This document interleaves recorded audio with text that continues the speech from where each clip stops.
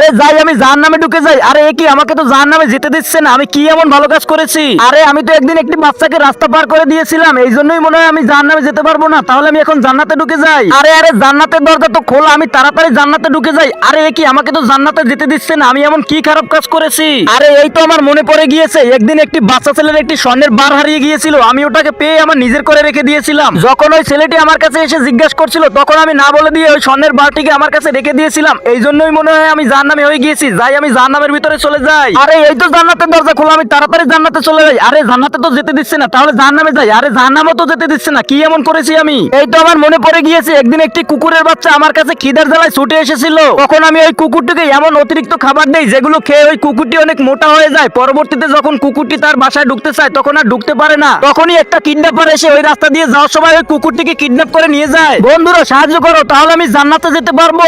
বন্ধুরা প্রথমে ভিডিওতে একটি লাইক দিবে, তারপরে চ্যানেলটি সাবস্ক্রাইব করে দিবে, তারপরে শেয়ার অপশনে ক্লিক করে হোয়াটসঅ্যাপে চেপে ধরলেই ম্যাজিকটি হয়ে যাবে। বন্ধুরা ম্যাজিকটি শিখতে চাইলে তোমরাও ট্রাই করো।